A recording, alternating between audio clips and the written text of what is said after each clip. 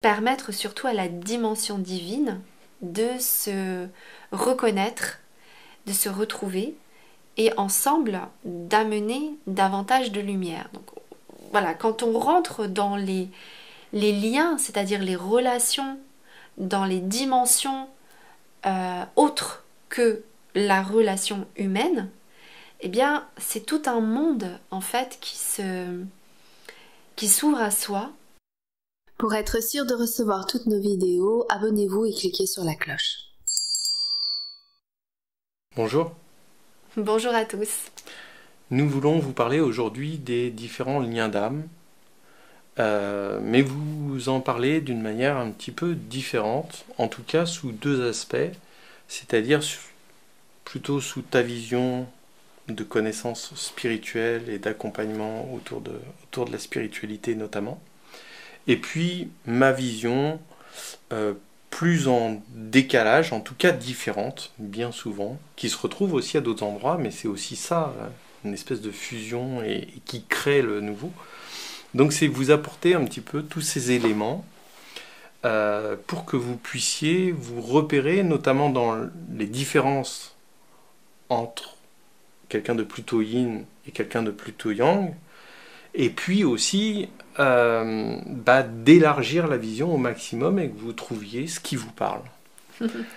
Alors je préciserai peut-être aussi, l'idée c'est d'apporter à la fois une vision qui se complète, qui se rejoint, et qui va être à un endroit... Oui, c'est pas un débat. Non, pas du tout. À un endroit où ça va peut-être partir de quelque chose de plus spirituel, de plus éthérique, on va dire, en tout cas de tout ce qui va peut-être toucher les zones visibles et invisibles, et puis peut-être une vision plus terre à terre, plus constructive, plus philosophique, plus basique aussi. Plus basique. Mais voilà, on essaie d'apporter une vision large sur un sujet, et aujourd'hui, c'est les liens d'âme. Alors, je préfère, si ça ne te dérange pas, que ce soit toi qui introduise un peu, parce que cette notion de lien d'âme, de mon point de vue à moi, je vais arriver très facilement à compléter, à t'apporter ma vision des choses, mais partir de moi, ma vision, je pense que ça risque d'être plus embrouillant qu'autre chose pour les personnes. Ouais, alors, moi, le point de départ que j'amène, c'est un lien d'âme, c'est donc un lien éternel qui dépasse la relation humaine. C'est un lien qui se situe ailleurs que dans les codes humains, et donc qui se rattache à l'âme et qui se rattache donc au fait que de vie en vie, d'incarnation en incarnation, plutôt, j'ai plutôt parlé d'incarnation, eh bien il y a un lien qui se crée entre deux êtres, voire entre plusieurs êtres, et que ce lien fait que on va se retrouver d'incarnation en incarnation. Voilà, alors, je dirais un petit il peu existe ça. plusieurs liens d'âme. Oui, voilà. Après on va rentrer dans le détail des liens d'âme. Faut peut-être poser un petit peu les bases pour que tout le monde puisse suivre. Oui, alors quand on parle de lien d'âme, ce qu'il y a peut-être aussi à dire, c'est que ça parle aussi de cet endroit où il y a un lien qui fait que on est là pour faire évoluer l'âme, les âmes concernées, qu'elles soient 2, 4, 10 000, ce lien-là vient pour faire évoluer les âmes. Ensemble ou pas, il y a cette notion-là aussi. Parfois, ça peut être aussi simplement de aider une âme. On est plusieurs à faire en sorte qu'il y ait une âme qui avance. Des fois, c'est toutes les âmes, des fois, c'est que quelques âmes qui sont donc là pour faire avancer l'âme. On est vraiment sur l'évolution d'âme. À la différence d'un lien karmique, même si lien karmique, c'est à regarder à différents endroits, mais je veux juste le différencier parce que quand il y a un karma entre deux personnes, c'est qu'il y a là quelque chose à résoudre. On n'est pas forcément là pour amener une évolution de l'âme, même si le fait de résoudre quelque chose, c'est important dans l'évolution de l'âme, bien évidemment, mais on est plus sur le sujet du karma que sur le sujet de l'évolution d'âme. Maintenant, j'en reviens à ta question. Donc il y a plein aujourd'hui, on entend plein de liens différents, de noms différents, âme jumelle, flamme jumelle, âme sœur, âme ascensionnelle, âme dharmique, âme de guérison, âme guide, famille d'âme, enfin voilà, il y a plein de terminologies parce qu'aujourd'hui, ce qui se passe, c'est que la conscience évoluant, nos consciences sont en train d'évoluer et nos relations sont aussi vécues d'une façon différente, d'une façon beaucoup plus globale, d'une façon où la conscience, ok, elle est là, mais elle est aussi du coup en train de prendre en considération d'autres dimensions, telles que l'âme, entre autres.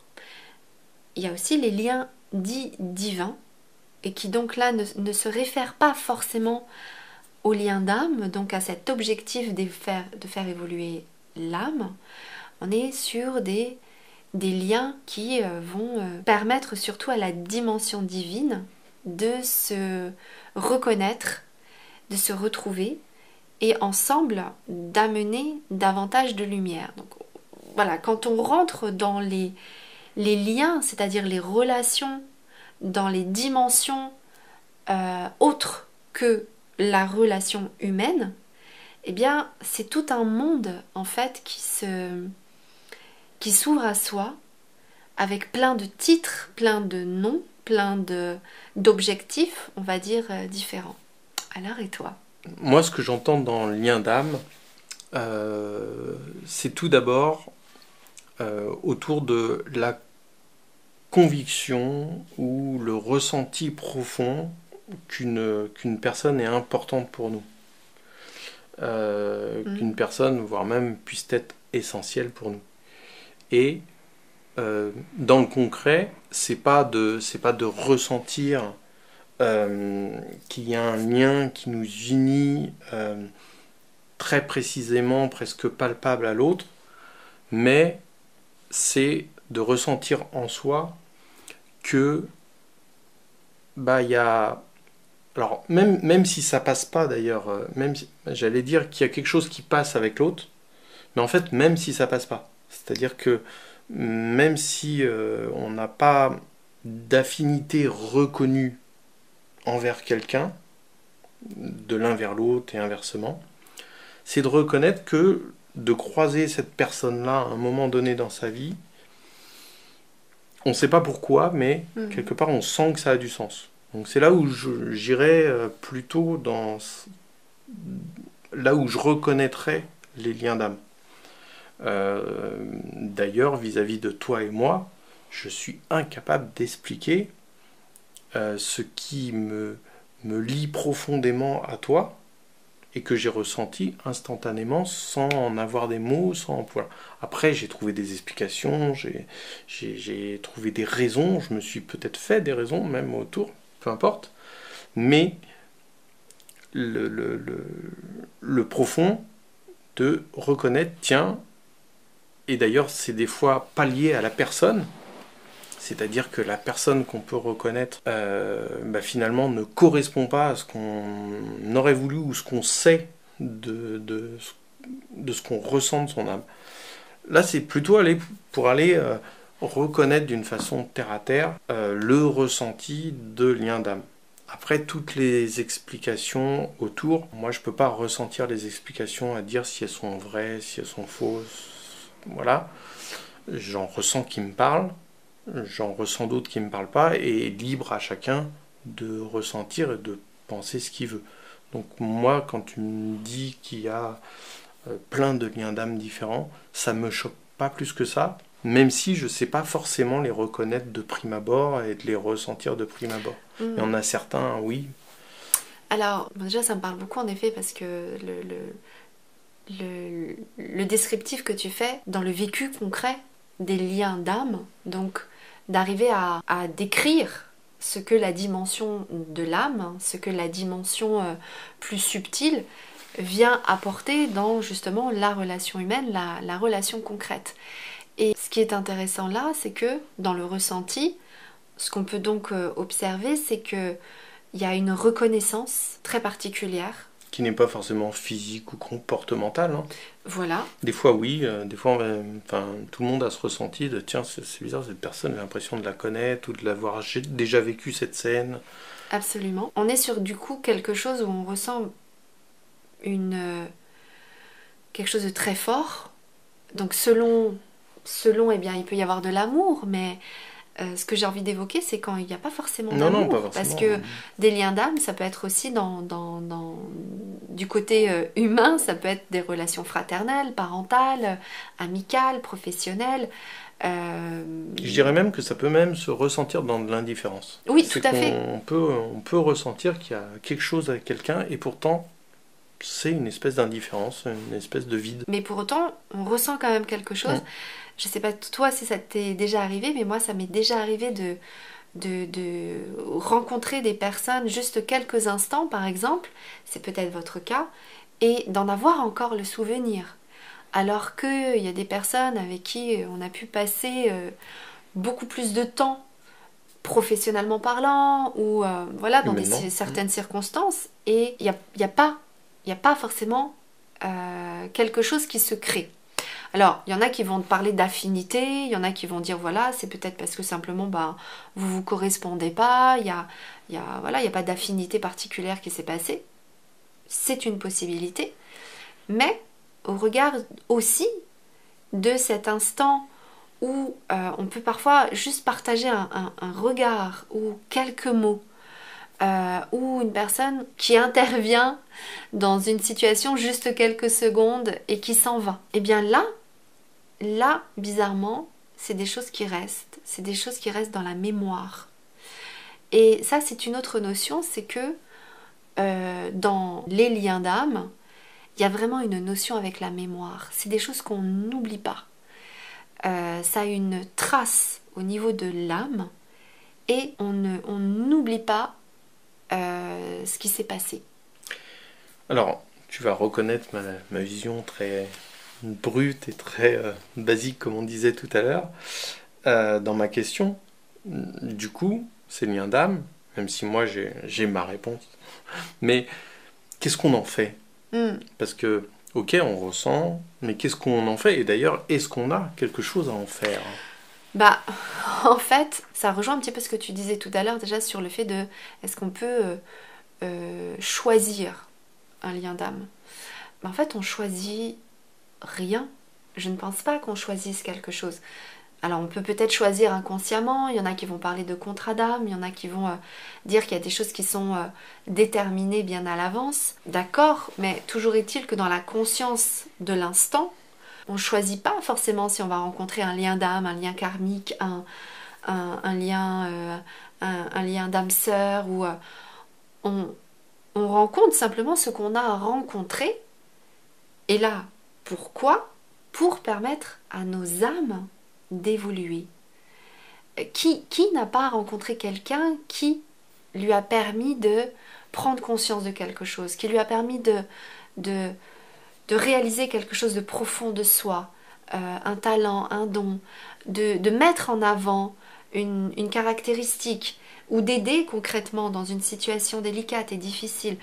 On a tous des liens. L'être humain est un être de relations et de liens. Pour moi, en tout cas, l'importance des liens d'âme, donc d'amener cette notion d'âme dans les relations humaines, a de l'importance parce que ça vient dire aussi que nos âmes sont en train d'évoluer et qu'elles ont besoin, on va dire, d'une dimension plus large, plus grande dans nos relations humaines. Donc, qu'est-ce qu'on en fait concrètement ? Eh bien, on le vit, on apprend ce qu'on a à apprendre, on prend aussi ce qu'on a à apprendre, on change aussi, parfois, très souvent, ce qu'il y a besoin d'être changé, parce que un lien d'âme, c'est aussi un lien qui peut bousculer, c'est un lien qui peut remettre beaucoup de choses en question, qui peut amener beaucoup de choses, et tout en même temps que ça démontre vraiment qu'on est capable d'évoluer. C'est vraiment le mot peut-être à retenir avec lien d'âme, c'est évolution. Du coup, est-ce que toutes les personnes que l'on rencontre, qui nous font évoluer, et quelque part, toutes les personnes qu'on rencontre nous font évoluer, dans un absolu, du coup, est-ce qu'on a des liens d'âme avec toutes les personnes qu'on rencontre, ou en tout cas, même si on veut restreindre, avec les personnes qui nous font évoluer. Alors, est-ce que c'est quand les personnes nous poussent à évoluer, parce que la situation fait qu'il faut dépasser quelque chose chez nous, ou alors c'est juste la situation. Je vais prendre un exemple même complètement idiot. Tu es dans un avion et l'avion s'écrase. Est-ce que ce que tu as à vivre, ça veut dire que tu as un lien d'âme avec toutes les personnes qui sont dans l'appareil? Alors ça, c'est des questions à la fois très importantes et très précises. On a un lien avec toutes les personnes qu'on rencontre. Ça, je vois les choses comme ça aussi. Je vois bien que tout est minutieusement orchestré dans les rencontres qu'on fait.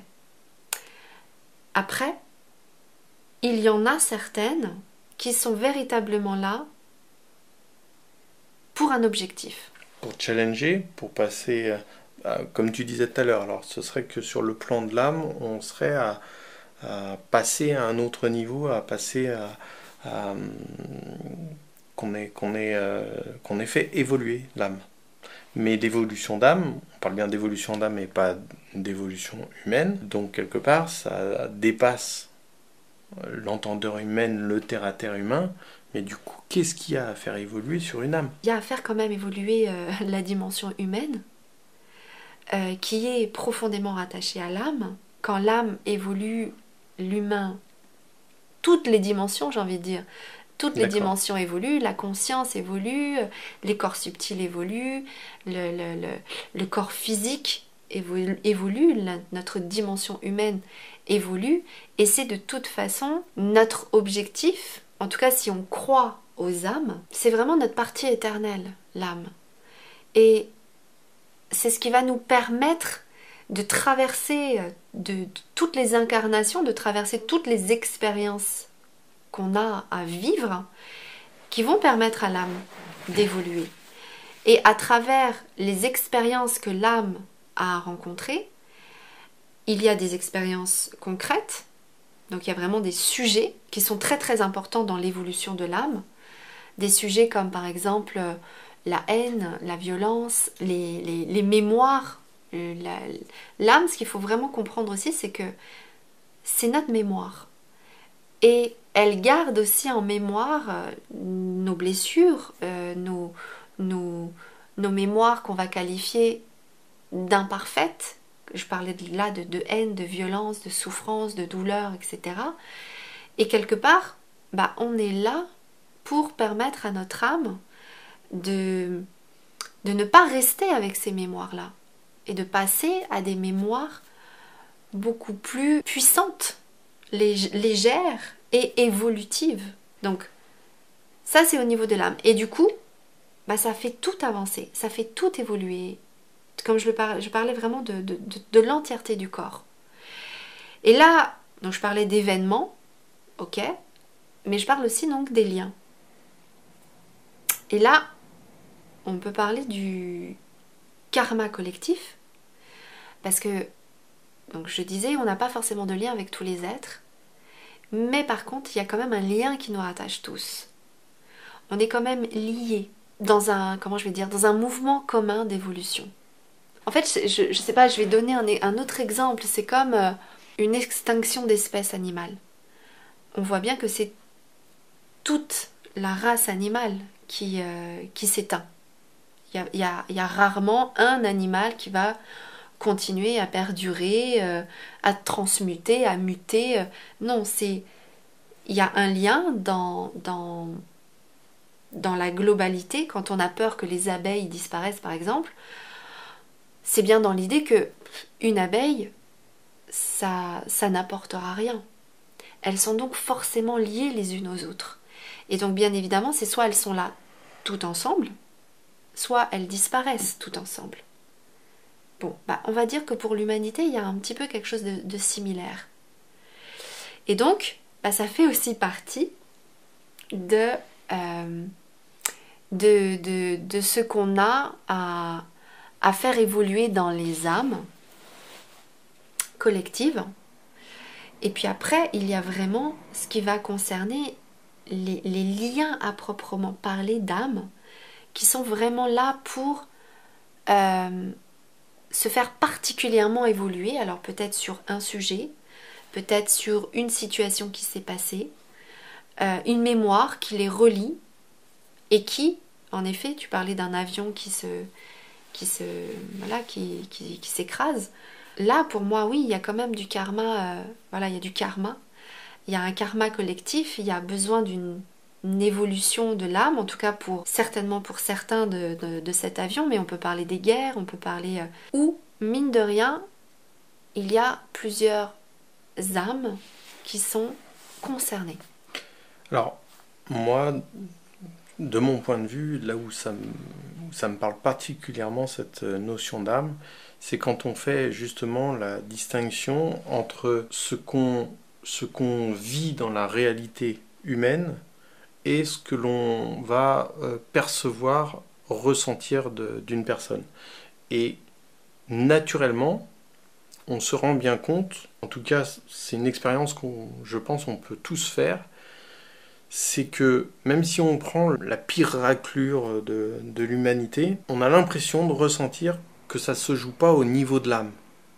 C'est-à-dire que là où elle est devenue, cette âme, quelque chose de très mauvais sur cette terre, ça ne se situe pas au niveau de l'âme, mais entre les deux, entre-temps, au moment où peut-être qu'il y a des choses qui ont été blessantes, qui ont été structurantes d'une mauvaise manière, pour faire que cette personne devienne pour faire que cette belle âme devienne une mauvaise personne. Moi, dans ma vision, c'est plutôt comme ça que je vois les choses. C'est que l'âme, et c'est un peu la question que je vais te poser, l'âme serait pure, quelle qu'elle soit, et puis sa transposition humaine, là on va rajouter des filtres, des choses qui viennent polluer ou qui viennent orienter. Et du coup, pour aller encore plus loin là-dedans, retourner vers son être comme nous-mêmes on le dit ou comme on aide à le faire avec les autres, c'est justement arriver à enlever tout ce qui nous a séparés finalement de notre âme pour que notre partie humaine se rapproche le plus possible, voire même se confonde avec les aspirations de l'âme. Voilà. Moi, c'est plutôt comme ça que je ressens de façon très... écoute, très plane les choses, mais... Mais je reviens sur ce que tu disais quand même sur la personne la plus horrible et qui voudrait dire la plus détachée de son âme qui soit. Ouais. Et d'ailleurs, on dit bien avoir vendu son âme au diable. Il n'empêche qu'il y a quand même la notion de l'âme qui est là. Pour moi, tous les êtres humains ont une âme. Donc même la pire personne au monde... Mais est-ce qu'elle a une belle âme ? C'est la question que je pose. En fait, je dirais plutôt que c'est ça... Tu l'as très bien dit en fait. C'est surtout la notion d'être éloigné de son âme qui, à mon avis, est la clé. C'est-à-dire qu'en effet, plus tu te rapproches de ton âme, et c'est pour ça que quand on se rapproche de son âme, en fait, on peut du coup ressentir les liens d'âme. On peut percevoir, reconnaître, vivre les liens d'âme. C'est parce que quelque part, on est de plus en plus connecté à la dimension de l'âme. Mais quand en effet, on en est très éloigné et qu'on est même limite coupé d'elle dans son humanité et dans une humanité blessée, là il y a toute plutôt l'animalité humaine. L'animalité qu'on porte bien souvent en nous amène dans des élans, dans des actes qui sont beaucoup plus, encore beaucoup plus éloigné de l'âme. Et cette notion-là, moi, elle me semble extrêmement intéressante et rassurante, puisque quand on a affaire à une mauvaise personne, se dire que, au final, cette belle âme pervertie, ça veut dire, enfin moi j'y vois ça, j'y vois qu'il y a un sens profond où la personne n'est pas finalement mauvaise, ou en tout cas il y a quelque chose à aller gratter pour qu'elle soit plus libre, plus détachée, plus proche de son essence, j'ai envie de dire divine, mais en tout cas plus pure de cette âme. Donc moi j'y vois plutôt un message en fait d'espoir, où quand on a affaire à quelqu'un qui se perd, même qui va se perdre dans de l'alcool, dans des drogues, dans toutes sortes de dépravations possibles et imaginables extrêmes, quelque part c'est pas à foutre à la poubelle, c'est pas une personne à éliminer, c'est pas une personne à rejeter complètement. C'est peut-être une âme qui a besoin d'aide, ou plutôt une personne qui a besoin d'aide pour retrouver son âme. Et en fait, c'est exactement ça. C'est des personnes, on va dire, qui du coup trouvent des solutions, compensent leur mal-être, en trouvant tout un tas de solutions, mais qui du coup, en effet, ne fait peut-être que davantage s'éloigner de son âme plutôt que de s'en rapprocher. Mais tu as raison, de toute façon, ça reste quand même ça reste des êtres humains, aidables autant qu'ils le permettent, autant qu'ils le souhaitent. Qu'eux-mêmes ont envie d'être aidés. Exactement. Donc, mais quelque part, on a tous vécu, je pense. Je pense qu'on a tous vécu ces moments-là. D'être éloigné de l'âme, d'être coupé de l'âme. C'est des expériences qu'on a quand même tous. On est consciemment, inconsciemment, on est quand même sur ce chemin-là. On ne choisit pas la nature du lien qu'on va rencontrer. On va plutôt avoir à choisir ce qu'on va en faire, ce qu'on va permettre. Et le libre arbitre, il se situe surtout vraiment à cet endroit-là. Dans ce que l'on va faire des choses, dans ce qu'on va décider de faire des choses. Exactement. On peut avoir le plus beau lien du monde avec une personne et puis vouloir en faire n'importe quoi. Exactement, donc c'est pour ça que c'est pas tellement le nom du lien qui compte, mais simplement ce que vous avez à vivre dans ce lien. Qu'est-ce que ça vous apprend, qu'est-ce que ça vous apporte, qu'est-ce que ça vient toucher en vous. Et là aussi, la lueur d'espoir derrière, c'est que quelle que soit la situation, quel que soit le lien qu'on a avec une personne ou l'expérience qu'on va vivre avec une autre personne, c'est d'arriver à en faire quelque chose de beau, même de la boue, d'arriver à en faire quelque chose de beau. Et de beau pour soi. C'est aussi ça ce que ça vient dire, les liens. On est là, on se retrouve à un instant T pour résoudre quelque chose. Ou résoudre quelque chose, ou faire évoluer quelque chose. Donc, quand on bloque la résolution, ou quand on bloque l'évolution, on a le libre arbitre. Là-dessus, voilà, c'est vraiment là où on a des choix. À chaque instant, on a le choix d'en rester là ou d'aller au bout de ce que cette relation va possiblement apporter. Et parfois, ce que ça va apporter, c'est peut-être de dire stop à la relation. C'est peut-être de mettre un terme à quelque chose. C'est peut-être de dire quelque chose. C'est peut-être de comprendre quelque chose, peut-être de récupérer aussi quelque chose, parce que bien souvent il y a des choses qui ont été bloquées dans d'autres vies et que c'est à travers un lien que les choses vont se débloquer. Je sais pas si ça vous est déjà arrivé, mais j'ai des moments comme ça où une personne m'a dit un mot et ça a ouvert tout un champ derrière pour moi. Et à l'inverse, des personnes qui disent un mot et qui ça ferme tout. On est des êtres de lien. Ce que vient dire vraiment le lien d'âme, c'est que il y a une qualité de relation.